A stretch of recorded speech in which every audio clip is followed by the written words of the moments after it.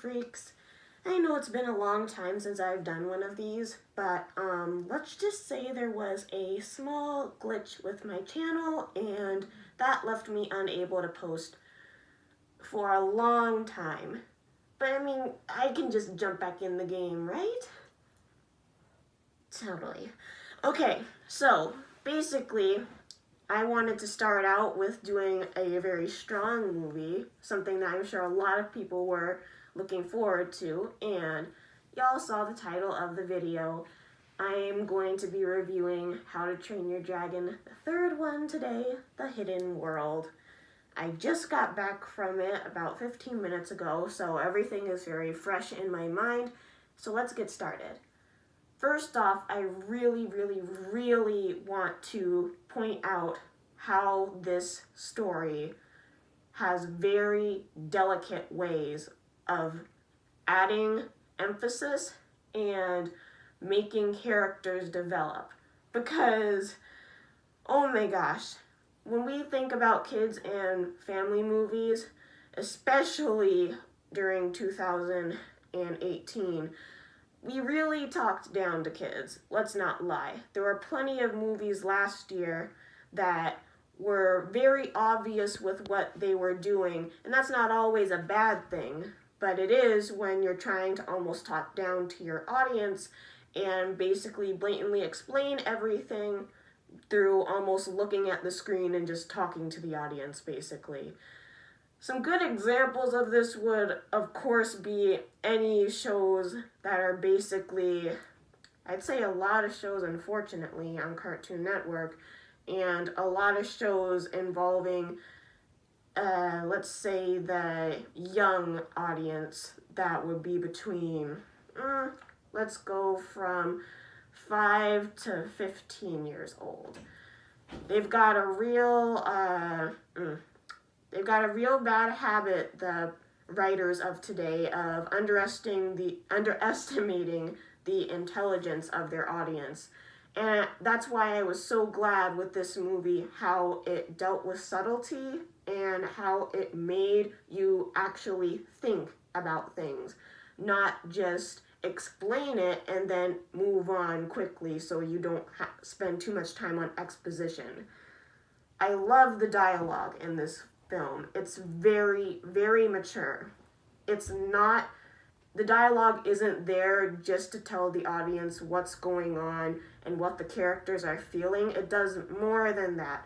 Specifically, any dialogue between Astrid and Hiccup is really well done. It's not forced like a lot of couples in modern TV today, and it feels very natural, and it never roams into that sickeningly sweet territory either.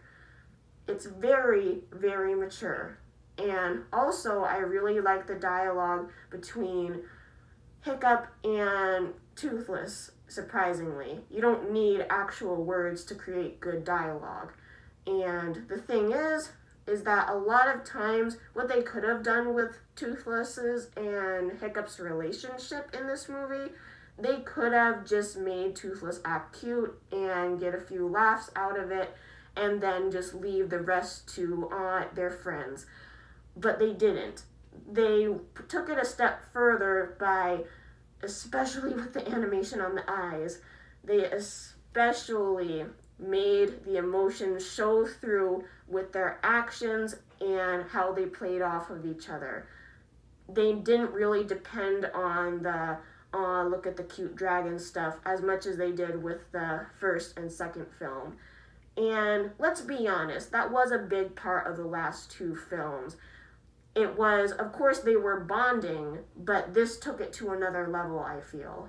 So, I would also say I liked how this movie was paced. It got to the point. It didn't put too much filler in between. The only times where I felt like the movie needlessly slowed down was just any time when, unfortunately, the side characters like Rough Nut, Tough Nut, and Snotlout, who else?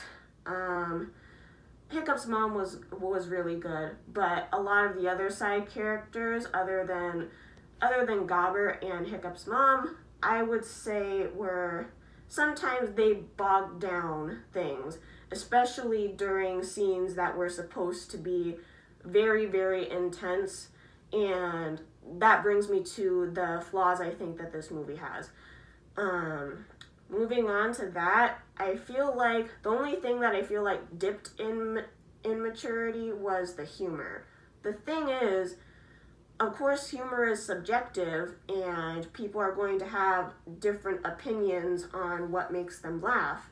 But I feel like they relied a lot more on, surprisingly, they relied on a lot more slapstick, and they relied on a lot more of these kind of, that character's really stupid, so laugh at them kind of humor. And that's not a bad type of humor, but I feel like this movie did a bit too much with it. There were other moments that had me laughing more simply because it was clever instead of laughing at stupidity. And I feel like usually there's a good balance between those, but I just feel like it wasn't really there in this movie. Of course, people are going to probably disagree with me on that one, but that's okay. Like I said, humor is subjective. I'd also say that probably out of everything that really disappointed me with the movie, unfortunately, was the villain. Not to say that he was a bad villain per se. I actually don't think he was a bad villain. I just wanted more of him.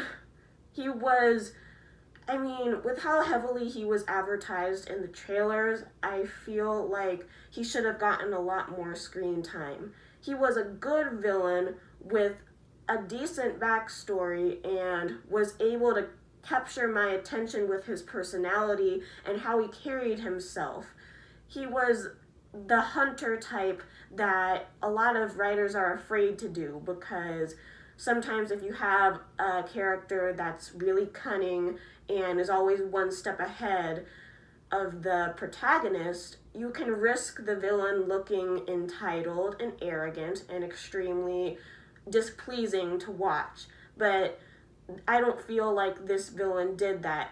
If anything, the way he would hide things, the way he would get things to go his way without ever revealing himself fully to the protagonist, I feel like it was very well done. It feels like there was never one move until the very end of the story that he did not plan, and that's entertaining to watch. Instead of just having a villain that laughs evilly and screams things at the protagonist all the time, we have a villain now that carries himself with such dignity and such grace that when you see his demise, yes, you still want him to lose, but you feel that it was fun watching him.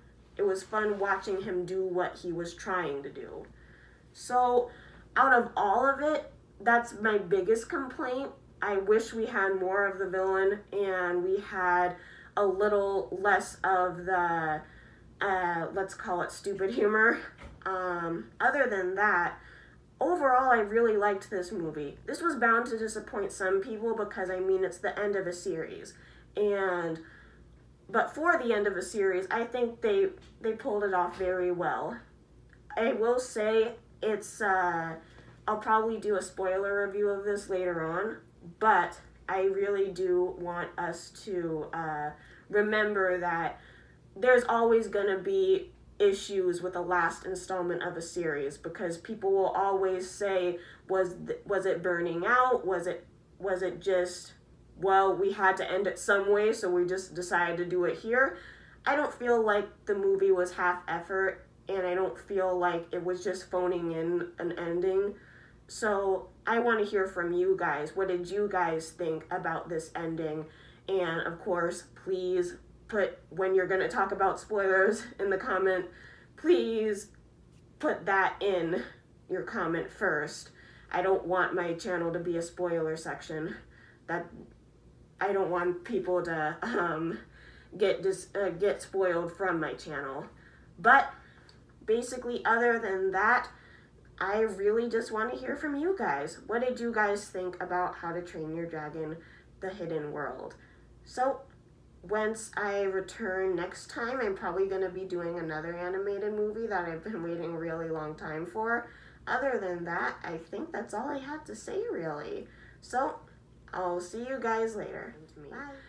I probably should have done this first, but, well, sorry guys, I kind of had an identity crisis. So, the name's Rock Candy now. Bye.